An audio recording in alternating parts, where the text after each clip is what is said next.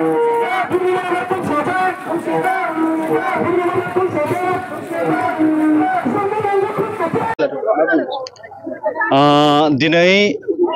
दुलाराय बर' फरायसा आफादनि बानजायनायजों गासै आसाम नाङै महकुमा थाखोआव डिस्ट्रिक्ट हेडक्वार्टारावहाय जे फोर्थ माने रोड मार्च बर' हारिखौ बुहुमाव गेरेमसा हारि हिसाबै दानांगौनि थाखाय जे बेवहाय मोनसे थाबायनाय हाबाफारि लानाय जादों। दिनै पर्बतजरा महकुमानि सिङाव थानाय बेवहाय मोनब्रै आन्सलिक फारियै बासबारि, काजिगाव, मंलाजरा, थिपकाइनि हांख्रायनाय बायदियै नैबे मंलाजरा गोजौ फरायसालिनि गेलेग्रा फोथारनिफ्राय फ्राय गासै 3 किल'मिटारसो फ्राम जोङो बे रेलि हाबाफारिखौ दासो एसे सिगाङाव मावफुंबाय। दा बे हाबाफारिखौ लानायनि जोंनि गुबै आरो गाहाय थांखियानो जाहैबाय जे बड'फा उपेन्द्र ब्रह्म बिथाङा बर' हारिखौ लानानै जे मोनसे सिमां नुदोंमोन। दा बड'फानि जे सानस्रि आरो सान्थौ जे बर'खौ बुहुमाव गेरेमसा हारि हिसाबै दानाय 1 नाम्बार बे थांखिखौ लानानै जोङो दिनैनि जे नैबे रोड मार्च हाबाफारिखौ लानाय जादों।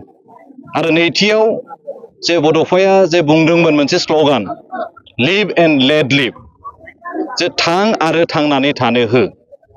जों मिथिगौ जोंनि बिटिआरजों लोगोसे आसामावहाय बर'जों लोगोसे गुबुन गुबुन माखासे गोग्लैसोनाय जाथि जनगोष्ठी जों जिहेतु बेवहाय जयैनो रायजो जायो।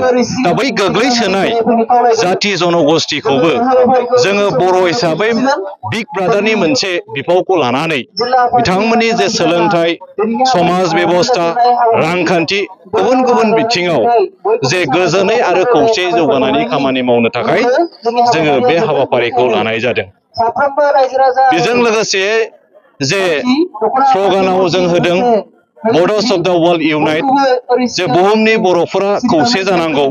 बियो जाय जेरावखि थाया मानो, हमना ला जोंनि बिटिसिनि बाहेरायाव थानाय बा गुबुन गुबुन रायजोआव थानाय गासै बर'फोरा खौसे जानानै जे जोङो मा जातीयताबादि नेसनेलिज्म जोंनि बर'नि राव, थुनलाइ, हारिमु बे बिथिङावहाय जेन' ज' जानायनि गेजेरजोंहाय जों बर' जाथिखौ मोनसे बिश्व दरबाराव मोनसे माने हारि हिसाबै गायसननो थाखाय जोङो दिनैनि हाबाफारिखौ जों लानाय जादों। आरो बे हाबाफारियाव दिनै सारा आसाम नाङै जोंनि दुलाराय बर' फरायसा आफादनि मावथिफोरजों लोगोसेयै जे जोंनि वेल विशार बर'नि गुबुन गुबुन माहारियारि दल संगठनफ्रा बे हाबाफारियाव बाहागो लादों।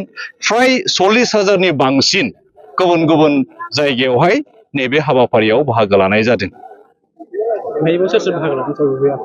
दिनै पर्बतजरा महकुमानि बेन्दोङाव बेवहाय गाहायै दुलाराय बर' फरायसा आफादनि जोंहा मोनब्रै दख'रा आफाद बासबारि, काजिगाव, मंलाजरा, थिपकाइजों लोगोसे पर्बतजरा जिल्ला बर' थुनलाइ आफादनि प्रेसिडेन्ट, सेक्रेटारि बिथांमोना बाहागो लादों। आरो बिनि अनगायैबो बर' समाजनिफ्राय बेवहाय बिबानगिरि बिथांमोना बाहागो लादों। बेबायदिनो दुलाराय बर' हारिमु आफादनिफ्रायबो बेवहाय बाहागो लादों आरो गोबां माने खोब मैखोमै बेवहाय बाहागो लानानै हाबाफारिखौ ओंथि गोनाङै जाफुंसार होदों दिनैहाय।